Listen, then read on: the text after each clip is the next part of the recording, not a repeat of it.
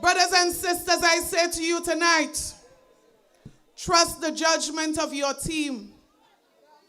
We decided not to participate in the last sitting of Parliament on the grounds of principle. And we believe that there are times you must stand for something or else you fall for anything. And we refuse to fall for anything in the House of Parliament, which is supposed to be at a level where every Grenadian can respect this institution. We are not settling for less than what is supposed to be. So, brothers and sisters, we decided not to attend because for the last 3 years, we have been observing a pattern of disrespect, a pattern of disregard, a pattern where the democracy that we are supposed to uphold in the parliament of this country is disregarded. And we are not going to be a part of this. That is why we had to make a statement, because we have been speaking for the last 3 years. We have been begging like dogs to be recognized equally as members of Parliament, duly elected by the people of this country. Brothers and sisters, the decisions, the actions that are taken sometimes is a pure indication that there are some people who have not yet accepted that we didn't just land in the Parliament, we were elected by the people of Grenada, Carriacou, and Petite Martinique. In other words, there are people who chose us above others, and we proudly represent them. Brothers and sisters, we have decided to speak out on this issue, and it is our right to decide where we want to speak about it, because we know that we will not be given an opportunity in the Parliament, because that is where we are shut up. That is where we are denied an opportunity to express ourselves. It is either shut up or sit down. But I say to you, this is the People's Parliament, where we are able to communicate with the people without the restrictions that are sometimes unlawfully applied. Brothers and sisters, we will not be controlled against the standing orders and against the constitution of this country, because we know our rights and we are going to stand for our rights as we represent you. So we stand for fairness. We stand for transparency. And I say to them, we stand for respect. Brothers and sisters, I had the opportunity to look at a few clips from the sitting of the last Parliament. And I say to you, if I went to that sitting, I would have walked out. Because some of the things that happened on Tuesday is a clear indication of the very reason we did not attend, and maybe even worse. So when I tell you that members of the House can stay outside of the chamber and decide what happens inside the chamber, when I tell you that the Prime Minister can sit in his office and communicate with the Speaker and decide who speaks after, I say to you, don't take this lightly. We are in a serious situation. Brothers and sisters, only on Tuesday, I don't know if you observed what happened in the House of Parliament. You would recall 1 week before the Parliament met, and it was decided that on Tuesday last, we were going to have a continuation of the sitting of Parliament, meaning that the last item that we addressed, that the Speaker was going to move to the next item and continue the meeting. This is what happened. The Speaker announced item number 14, which was supposed to be bills.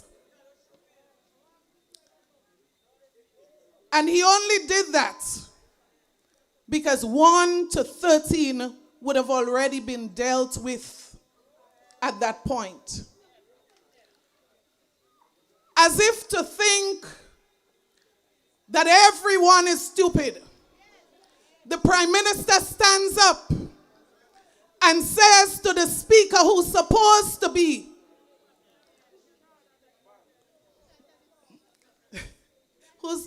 I'll say what you just said. Who's supposed to be in charge of the House? The Prime Minister stands up and says to the Speaker that you would have missed number 9, number 10, number 11, number 12 come down the road. And he says to the Speaker, we can check the minutes just to verify. When the Speaker said to him, do you recall that we already dealt with ministerial statements previously? Brothers and sisters, I was there. Members of the team were there. And I'm sure many of you listened. That ministerial statements were called twice. And no one on the government side stood up. But somehow the Prime Minister appears to be the one controlling the agenda in the Parliament. And so he gets the Speaker to decide to amend the order paper and to go back to give him an opportunity to address the issue that he has not addressed from since August of this year. Brothers and sisters, I say to you tonight, we are not going to accept this. It is unacceptable.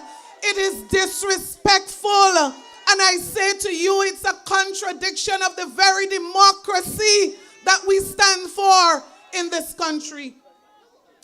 So I want to deal with, very quickly, a few of the comments made by the Prime Minister during his presentation. Brothers and sisters, could you imagine that the Prime Minister, in his own word, referred to the wanton disregard and neglect for the job that we were elected to do? I was like, really? Is this man for real? Because I say to you tonight, if there's anybody that has neglected their job since July 2022, it would be the Prime Minister of this country. Brothers and sisters, we are all aware of the published analysis of the Prime Minister's performance since then. It shows us that he has taken 51 overseas trips since he was elected as Prime Minister. Nothing to show for those trips.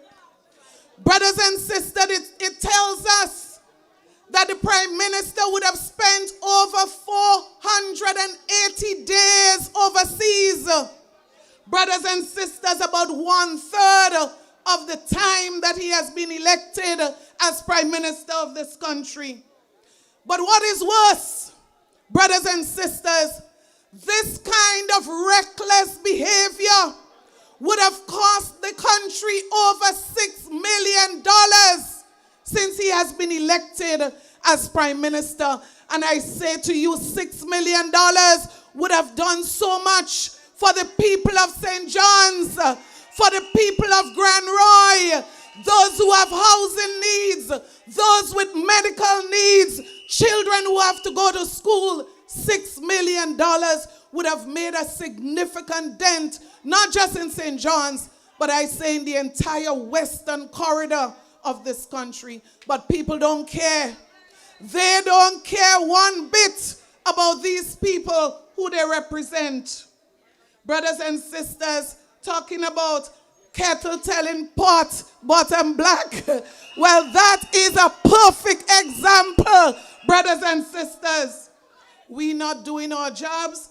I say tonight, had it not been for this team doing their job today we would have had a law that would have reduced the age for civil legal responsibility in this country as low as 12 years old.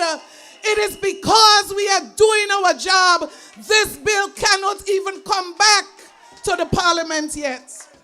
And tonight we say it will never come back in its current form. Brothers and sisters, talking about who not doing their job, the analysis shows that the worst performing ministries in this country are headed by the Prime Minister of this country. What a shame, because you are supposed to be leading by example. What a shame.